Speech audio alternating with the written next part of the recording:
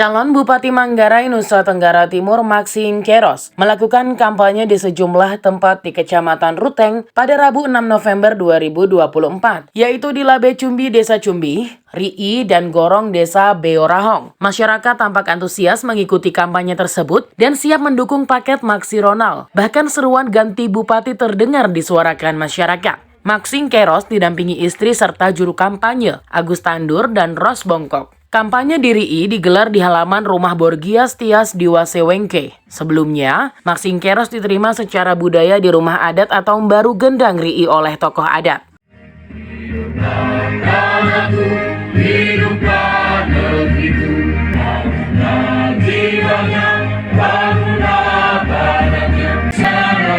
Persoalan kita sebetulnya yang pertama itu persoalan Dalam orasi politiknya, Maxine Keros menyoroti sejumlah persoalan utama yang dihadapi masyarakat Manggarai saat ini, yaitu masalah infrastruktur jalan yang mengalami kerusakan parah, masalah kesehatan terutama kesehatan ibu dan anak, tata kelola pemerintahan yang tidak baik seperti penonjoban pejabat ASN, pemecatan tenaga kesehatan, penempatan pejabat yang tidak sesuai disiplin ilmu pendidikannya. Selain itu, Maxine Keros juga menyoroti pembangunan atas labar dan masalah krisis air minum bersih yang banyak dikeluhkan masyarakat. Sementara itu, Ros Bongkok mengingatkan masyarakat untuk tidak salah memilih pemimpin. Politisi Partai Demokrat ini meminta agar masyarakat memilih pemimpin yang baik dan memiliki hati yang tulus untuk membangun Manggarai. Sedangkan Agus Tandur menekankan agar masyarakat menghindari money politik atau politik uang. Ia meminta masyarakat supaya berani melapor apabila ada pihak tertentu yang berupaya menawarkan uang untuk memenangkan calon tertentu. Persoalan kita sebetulnya yang pertama itu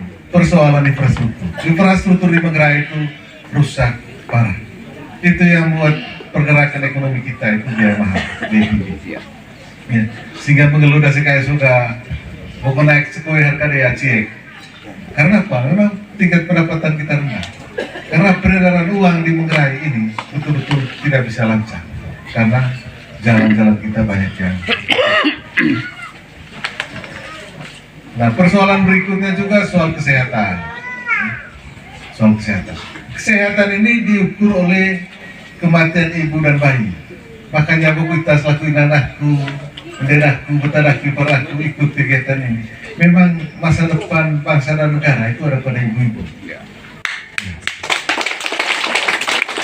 Kalau ibu-ibu sehat, maka anak-anaknya dilahirkan itu pasti sehat. Kalau anak-anak yang dilahirkan itu sehat, maka anak-anak itu nanti bisa cerdas, bisa pintar di sekolah, maka dia tidak akan jadi beban masyarakat, tidak akan jadi beban negara. Makanya ukuran kesehatan sebuah negara atau sebuah daerah itu dilihat dari seberapa sehat ibu, seberapa sehat anak. Tulis seberapa sehat apa? Ya? Sehingga alat ukur inilah yang kita lihat bahwa tingkat pelayanan kesehatan di Manggarai itu rendah. Tahun 2023, angka kematian ibu kita itu 12 orang, ibu yang melahirkan. Itu robalo luas. Robalo berarti biasa ternaik begitu. Robalo luas 12. Bayi yang meninggal 89 orang tahun 2023. Untuk positif. Bayangkan 89 anak SD itu bagi 3 ruang kelas meninggal. Itu menunjukkan bahwa derajat kesehatan kita orang Manggarai itu rendah. Kenapa? Karena generasi depan kita itu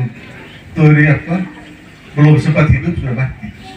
Berarti banyak yang lahir hidup tapi tidak sehat. Maka kita bisa bayangkan cowok anakku di kesu 25-30 tahun yang akan datang. Inilah yang harus dipikirkan oleh sebuah bangsa dan daerah. Nah, yang ketiga soal tata kelola pemerintahan. Baik tahun ketiga, itu perlu tombol laku situ lah. Baik tahun masih kaya, coba disir nonjok kali ga, coba pecat nakes kali ga, coba kepal dion sekolah, dion jabatan lontongnya, mangas tenaga kesehatan kayak mana kantor camat, ya, mangas guru ciri camat, hukum pertanian, hukum ciri kepala pertanian, sejarah sosial ciri kepala PU. Itu juga sekolah. Nah, ini yang membuat apa? Membuat tata kelola pemerintahan kita itu kalah dengan kabupaten lain. Ya. Nah, kalau mau maju bupati, sudah ambil Kami harus tahu kondisi daerah ini. Ya. Supaya apa? Supaya kami bisa tahu apa yang harus kita buat ke depan. Nah, tugas kami tentunya melihat kegagalan-kegagalan pemerintah sebelumnya. Ya. Kalau kami ngomong kegagalan pemerintah sebelumnya, itu bukan black campaign, itu negatif campaign dan diperbolehkan oleh undang-undang. Ya.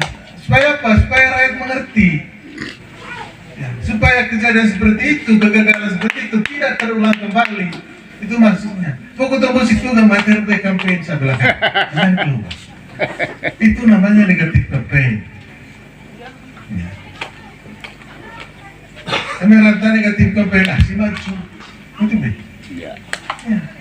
Coba memang bos menentu evaluasi lah kondisi daerah. Contoh misalnya, saya ngomong soal Natas Labar. Ya. Bagi saya Natas Labar itu tidak ada manfaatnya untuk masyarakat Manggarai. Karena apa? Kalaupun Natas Labar tidak dibuat, komen depan dengan Natas Labar tidak membuat rakyat Manggarai mati. Ya kan? Tidak. Tapi kalau air minum tidak dibuat, itu bisa rakyat mati. Ya. Kan begitu cara-cara berpikir seorang pemerintah. Dua gol. Nah, Bapak.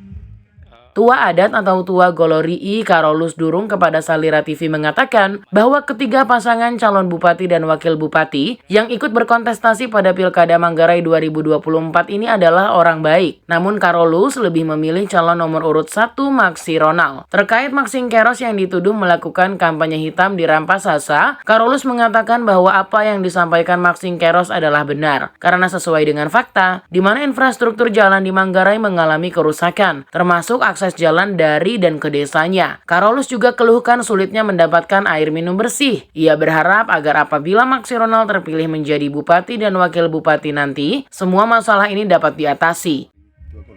Dua gol. Nah, Bapak, ini kan Manggarai sudah masuk momen pilkada. Ada beberapa calon yang maju di pilkada ini.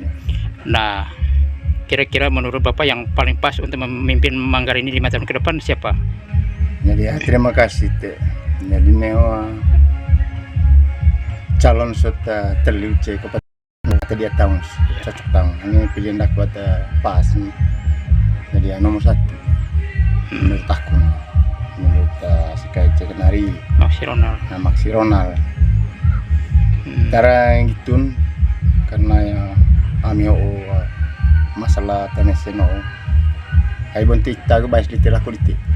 Sarang setelah itu pernah usul kami ke desa dan desa kelusulunnya kepala desa tali Temba Lompati bo janji pernah rehab pun pertigaan jalur Bekina sampai Pura tapi sampai soja motor mengcait itu baru sapi salah itu saya tangon mudah-mudahan none paket Maski Ronald sarangan saya rubah kritik terusung agarnya lega tagunuko.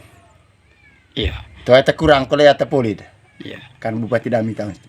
Ya. Lalu Bapak, Pak Maksi ini beberapa hari terakhir dilaporkan ke Bawaslu. Dia dituduh melakukan kampanye hitam. Nah, padahal menurut Pak Maksi, apa yang disampaikan kepada masyarakat itu betul fakta. Di mana jalan sudah semakin rusak, seperti yang juga dialami di desa Beurahong ini. Nah, menurut Bapak, pandangan terhadap itu apa? Bagaimana? Karena menurut aku itu ya, tersalah itu. Karena jujur, amione beho jadi tombol dekreng pamaksi ho benar itu. Dan ini soal melaju hukum ko apa hitam ko negatif, tebailam itu. Fakta kali kami merusak salah. Dari Kabupaten Manggarai, Nusa Tenggara Timur, reporter Paulus Nabang mengabarkan untuk Salira TV.